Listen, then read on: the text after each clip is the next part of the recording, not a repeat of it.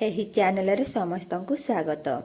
ଆଜି ଆମେ ଜାଣିବା ନନ୍ଦକିଶୋର ବଳଙ୍କ ଶର୍ମିଷ୍ଠା କାବ୍ୟ ପ୍ରଥମ ସର୍ଗର କିଛି ଅଂଶ।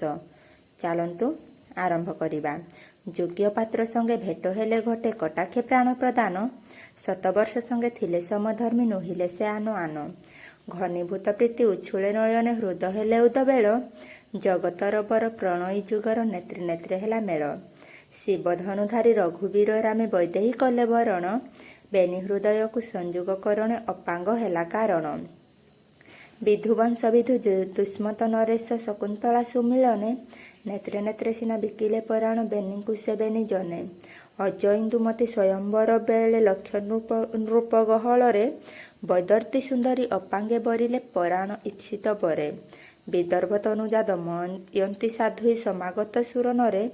ଅପାଙ୍ଗେ ଆସକ୍ତା ଦେଲେ ନଳକଣ୍ଠେ ବରଣ ମାଳାଶ୍ରୀ କରେ। ପ୍ରେମିକ ନୟନ ସାରା ଦର୍ପଣ ଅନ୍ତର ପରୀକ୍ଷା ପାଇଁ।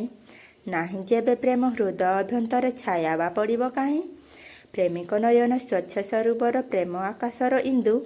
ପ୍ରେମ ଅଟେ ପୂର୍ଣ୍ଣ ଶାରଦ ଚନ୍ଦ୍ରମା ନେତ୍ର ଉଚ୍ଛ୍ୱସିତ ସିନ୍ଧୁ। ଏ ଅନ୍ଧ ଭୁବନେ ହୃଦ ଦର୍ଶନ ପ୍ରୀତି ସିନା ସୁଅଞ୍ଜନ। ଆନ ଦେଖି ଯାହା ନ ପାରଇ ତାହା ପ୍ରଣୟୀ କରେ ଦର୍ଶନ।